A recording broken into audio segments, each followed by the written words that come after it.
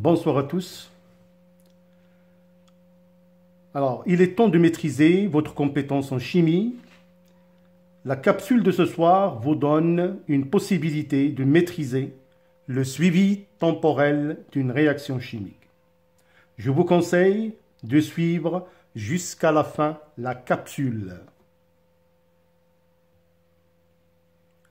Alors donc, comme vous le savez, une réaction chimique, on peut la modéliser par la réaction suivante, telle que A et B sont des réactifs, alpha, bêta, gamma, ce sont les coefficients stéchiométriques. Nous avons vu dans la première partie, le zoom numéro 1, que l'établissement du tableau d'avancement suivant nous permet de faire le suivi temporel de cette réaction chimique par la mesure de quelques paramètres. Donc je vous conseille de voir le zoom numéro 1 avant de voir ce deuxième zoom. Alors comme je vous ai dit, parmi les techniques de mesure de l'évolution ou plutôt le suivi temporel d'une réaction chimique, on peut procéder par la mesure de la conductivité sigma. Alors je vous propose la réaction suivante, remarquant que les aspects chimiques intervenant dans cette réaction chimique, il y a la présence des ions, anions de charge négative et des cations de charge positive. Alors la mesure de la conductivité nous donne la possibilité, en utilisant un dispositif expérimental adéquat, qui nous permet, c'est-à-dire qui nous permet de mesurer qu'une solution ionique a la possibilité de conduire un courant électrique. Alors pour cela, la conductivité, comme je vous ai dit, est notée sigma, et là pour expression somme de lambda I xi. Alors tel que lambda I sont les conductivités molaires ioniques des ions présents, et la concentration de xi, c'est la concentration molaire des ions qui sont en jeu. Notez que la concentration ionique de la concentration molaire des ions est exprimée dans cette expression en mol par mètre cube. Alors pour l'exemple de la réaction proposée, alors sigma, il est exprimé en Siemens mètre moins 1. Sigma est égal lambda A- multiplié par la concentration du réactif A- plus lambda C+, multiplié par la concentration de C+. Alors, on va bien évidemment, comme je l'ai annoncé, d'établir le tableau d'avancement pour suivre de près l'évolution de la réaction. Plus, on peut vous donner des mesures qui représentent la variation, par exemple, de la conductance. Alors, la conductance est égale à K multiplié par sigma, tel que K est une constante qui caractérise la cellule utilisée pour mesurer la conductivité. Alors, comme vous pouvez le remarquer, sigma est exprimé en Siemens moins 1. On vous donne cette variation au cours du temps. Alors là, remarquons ici, par exemple, que sigma à un instant t est nul et ça augmente. Tout dépend bien évidemment des données de l'expérience. Alors que dans ce graphe-là, on vous donne qu'il y a une certaine conductivité que j'appelle sigma 0, à l'instant t0, et remarquons que cette dernière régresse ou diminue au cours du temps. Bien sûr, les questions que nous allons aborder dans les exercices d'application vont nous permettre de connaître de près comment traiter ce genre de questions. Alors, une deuxième donnée qui est très importante dans le suivi temporel d'une réaction, c'est bien évidemment la vitesse volumique des réactions. Alors, bien sûr, tout en suivant le tableau d'avancement, on remarque qu'il y a une certaine évolution, ou plutôt une variation de la quantité de matière au cours du temps. Alors, pour cette raison, cette réaction va évoluer avec une certaine vitesse, appelée la vitesse volumique, qui a pour expression, par exemple, la vitesse volumique pour le produit C est égale à 1 sur gamma, multiplié par le volume total, multiplié par dx sur dt. Alors, quand il s'agit de l'un des réactifs, par exemple pour le réactif A, la vitesse volumique de A, c'est moins 1 sur alpha, volume total, multiplié par dx sur dt.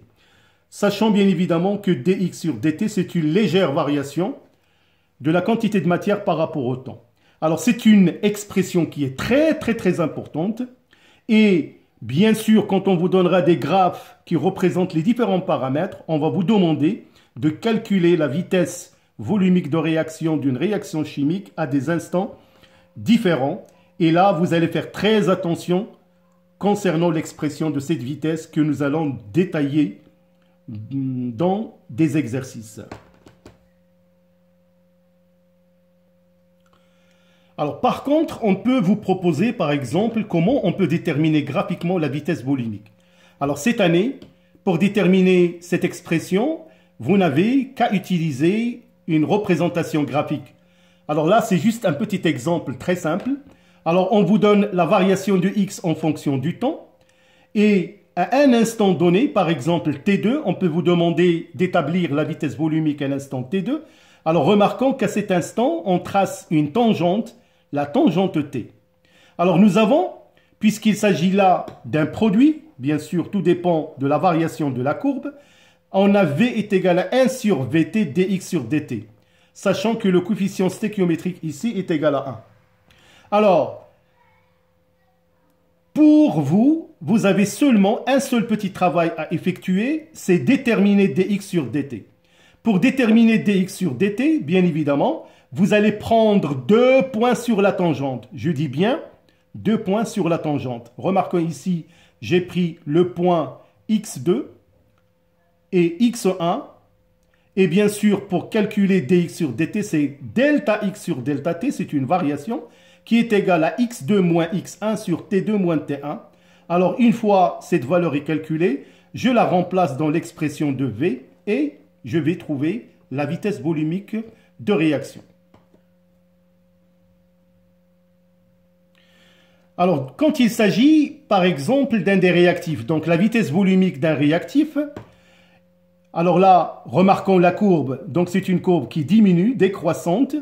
De la même manière, on peut, par exemple, établir la vitesse volumique de réactif à l'instant t2. Alors, on trace la tangente en t2, donc en t2 qui a pour valeur x2 sur l'axe des moles.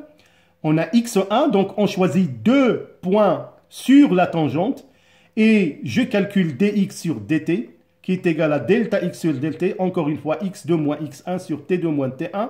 La valeur trouvée, bien évidemment, est reportée sur la valeur de la vitesse volumique. Remarquons ici qu'il y a un signe moins, mais quand vous allez trouver dx sur dt, vous allez trouver une valeur négative parce que la pente ici est négative et la vitesse, elle sera bien évidemment pour une valeur positive. Mais ne vous inquiétez pas, nous allons traiter pas mal d'exercices qui vont vous permettre d'analyser différentes situations.